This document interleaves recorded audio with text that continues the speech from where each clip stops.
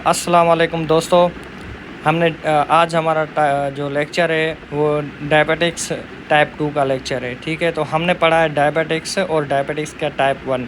अब हम पढ़ेंगे डायबिटिक्स का टाइप 2। ठीक है, अब diabetics type 2 is mellitus is chronic metabolic disorder in which the body becomes resistant to insulin or the pancreas does not produce enough insulin. This leads to high blood sugar level. अब इसमें क्या होता है, diabetics तो एक diabetics type 2 diabetics जो chronic metabolic disorder है।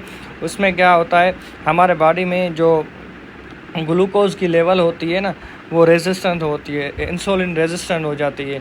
तो या तो फिर हमारा जो पेनक्रियास है ना, वो इंसुलिन बनाता नहीं है। This leads to high blood sugar. उसके बाद क्या हो जाता है, ब्लड शुगर हाई हो जाता है।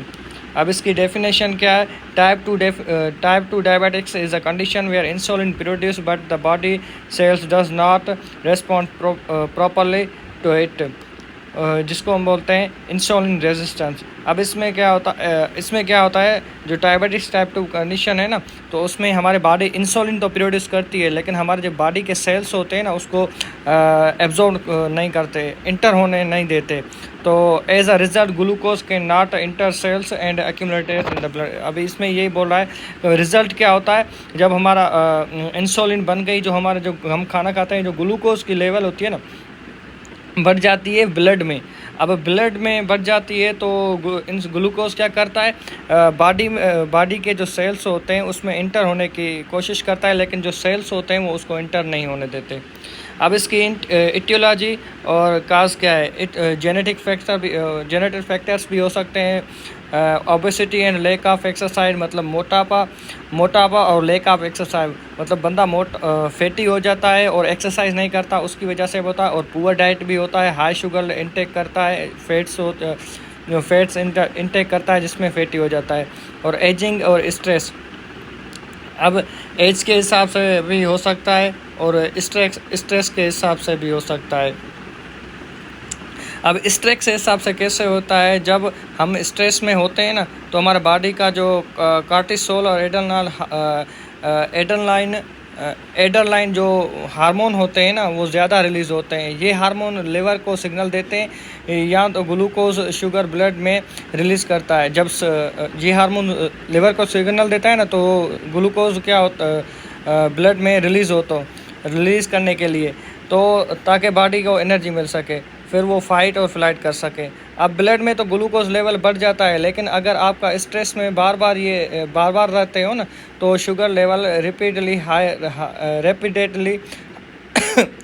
हाई हो जाता है। तो धीरे धीरे से बॉडी सेल इंसुलिन जो है ना असर इग्नोर करना शुरू कर देते हैं। इसे कहते हैं हम इंसुलिन रेजिस्टेंट।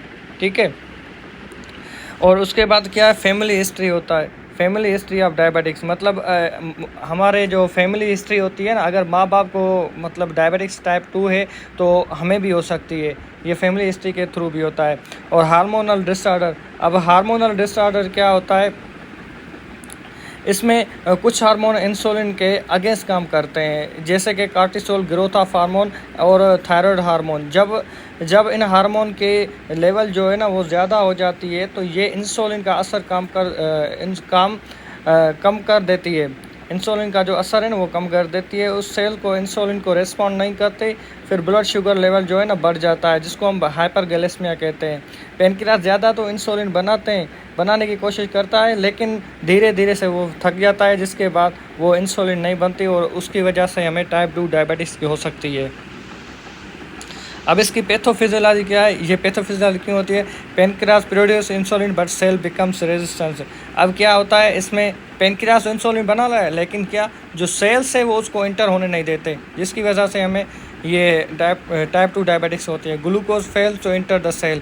अब ग्लूकोज इंटर नहीं होता है, तो जाहिर सी बात है, हमारी जो शुगर है, ग्लूकोज लेवल, वो हमारे ब्लड में बढ़ जाती है, उसकी वजह से हमें हाइपरग्लाइसेमिया हो जाती है। Blood sugar levels rise, hyperglycaemia.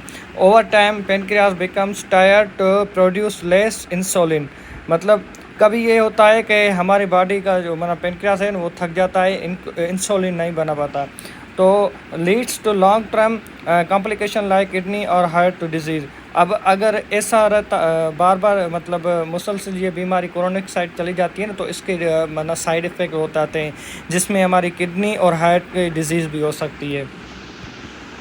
अब इसके साइंस एंड सिम्टम्स क्या है? फ्रीक्वेंट यूरिनेशन मतलब पेशाब का बार बार आना, जिसको हम पोलेरिया बोलते हैं, एंड एक्सेसिव थ्रिस्ट प्यास लगना, बार बार प्यास लगना, जिसको हम डिप्सिया बोलते हैं, और इंक्रीज हंगर भूख भी हद से ज़्यादा लगना, जिसको हम फोलिफेगिया बोलते हैं, फटीक और वीकनेस थकावट और कमज़ोरी, स्लो वाउंड हीलिंग जब हमें चोट लग जाएगी तो उसका जो ज़ख़म होता है ना वो बहुत देर से बढ़ता है, और ब्लड विजन हम उसकी आँखों में ब्लर होना शुरू हो जाता है, कोई चीज़ किसी चीज़ को देखेगा ना तो वो ब्लड शो होगी उसको, रिक्यूरेंट इन्फेक्शन फिर उसको इन्फेक्शन भी हो सकता है।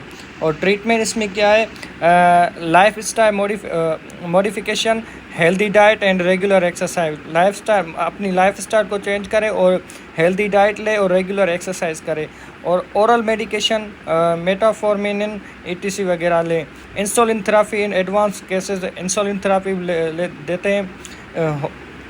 Regular monitor of the blood sugar, हम रेगुलर उसकी ब्लड शुगर मॉर्निंग के थ्रू जब हम खाने से पहले मॉर्निंग में हम उसकी रेगुलर ब्लड शुगर करेंगे। Stress control and proper sleep, stress को कंट्रोल करेंगे और प्रॉपर स्लीप करेंगे। इसकी अब प्रिवेंशन क्या होगी, हम इसको कैसे प्रिवेंट करें? मेंटेन हेल्दी बॉडी वेट, हम बॉडी को वेट जो हमारा है उसको हम मेंटेन करेंगे। Avoid junk food and sugary drinks avoid करेंगे, मतलब फास्ट फूड जो होता है ना जिसमें ऑयल सबसे ज़्यादा आता है, जैसे बर्गर पिज़्ज़ा वगैरह हो गया। और उसके बाद शुगरी ड्रिंक्स को भी, जो शुगर की ड्रिंक्स है हमें उससे भी कम इंटेक करना पड़ेगा। रेगुलर फिजिकली एक्टिविटी, हमें रेगुलर फिजिकली एक्टिविटी एक्सरसाइज वगैरह करने पड़े। रूटीन मेडिकल चेकअप्स हम रूटीन के हिसाब से हम मेडिकल चेकअप भी करवाएंगे। Manage stress and sleep properly, हम स्ट्रेस को मैनेज करेंगे और स्लीप प्रॉपर्ली करेंगे। अब इसमें समरी क्या है? Type 2 diabetes develop slowly due to insulin resistance, it can be manage effectively with life time medication and regular monitoring. Early diagnosis helps prevent complication. अब इस टाइप 2 डायबिटीज़ में क्या होता है कि हमारी इंसुलिन है वो स्लोली बन सकती है ड्यू टू रेजिस्टेंस, क्योंकि हमारी बॉडी में ऑलरेडी ग्लूकोज लेवल का मिक्टार बहुत हद से ज़्यादा होता है। उसमें क्या होता है, हम इसको मैनेज कैसे करें? अपनी लाइफ स्टाइल को चेंज करेंगे मेडिकेशन के through, regular monitorings and early diagnosis help to prevent complication.